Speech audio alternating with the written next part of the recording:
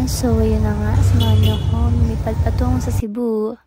Ito na nga at nagpa-practice na kami. Ito na ang huling practice namin. Sa part na ito, bumili na kami ng Boname para hindi na kami mahilo ka grupo.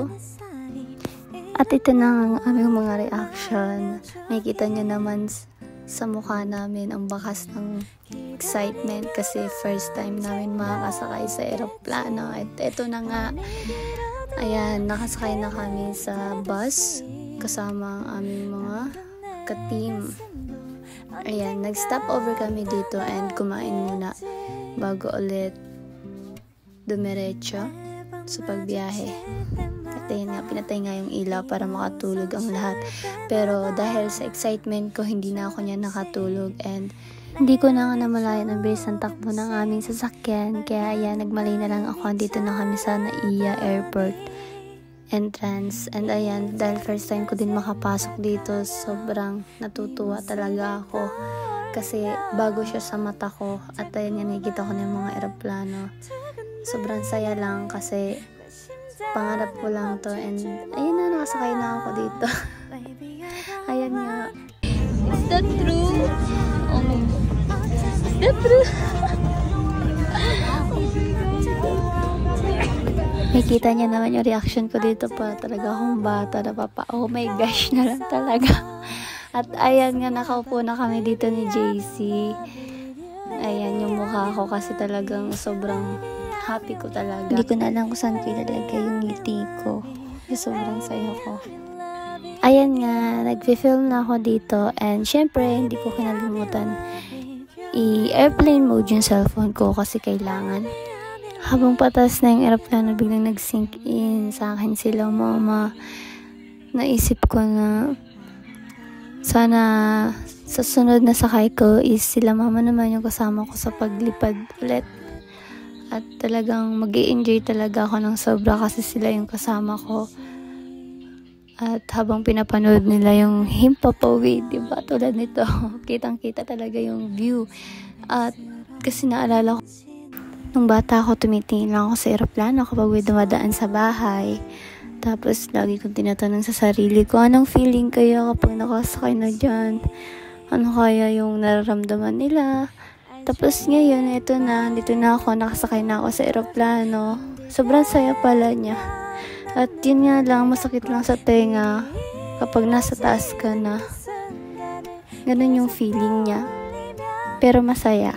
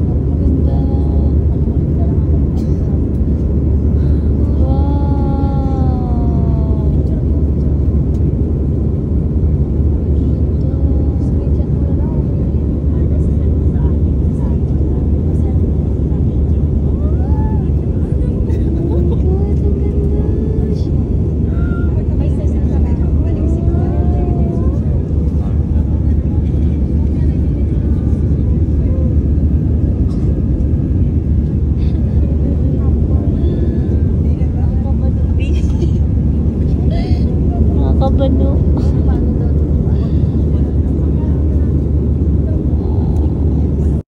Sa part na to, dito nyo maririnig yung boses ko na paulit-ulit kong sinasabi na wow, ang ganda, so cute. Wow, ang ganda. Kasi nga, first time. At talagang ang sarap sa mata ng mga view. Talagang nakakaano siya. Yung nakakakalma. Baby kalma. Ganon yung feeling niya.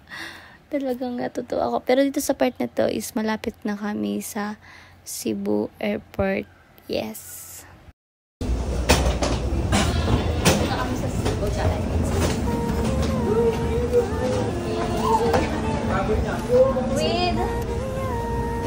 With ano? Yan. Yan, nakababa na kami. And tamang lakad-lakad na naman ulit tayo kasama ang aking mga kagrupo. Ayan. Film lang. Basta chinichika ko sila dyan. Chika-chika lang. Si Anray yan. Si Anray. At yan. Pababa na kami ng escalator. For the thumbs up ang aking baby Kels. Ay, may kita niya si Kulot. Nagfi-film din siya. Kaming dalawa ang ano dito, vloggeress. Ayan, kumaway si Kisha.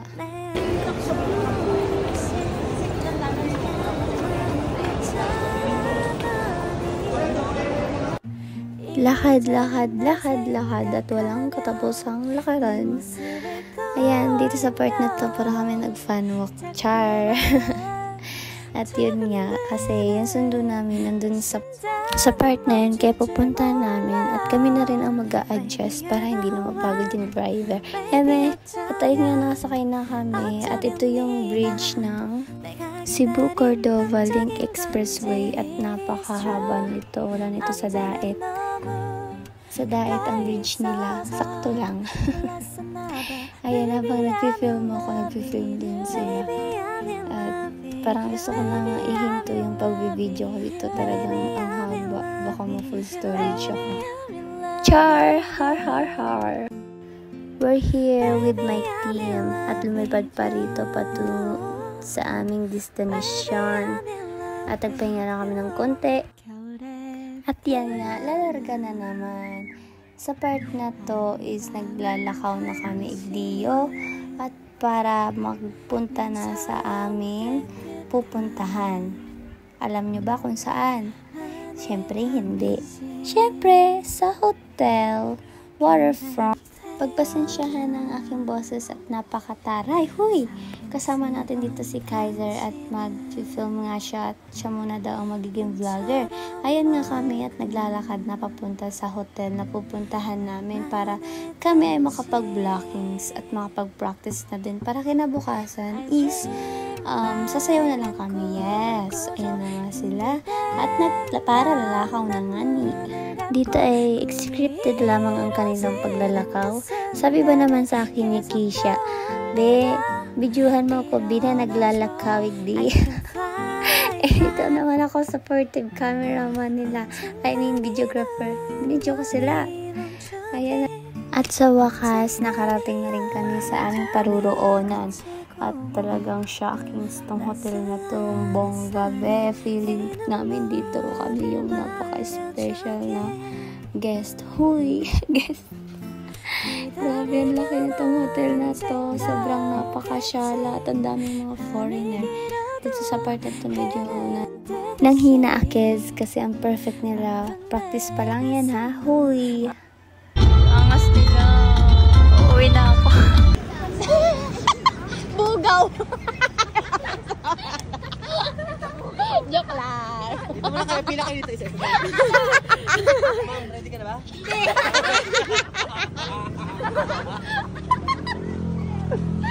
Ay, ikaw ang una! Kaso wala pa yung mga lalaki. Wait lang. Sir, saan tayo?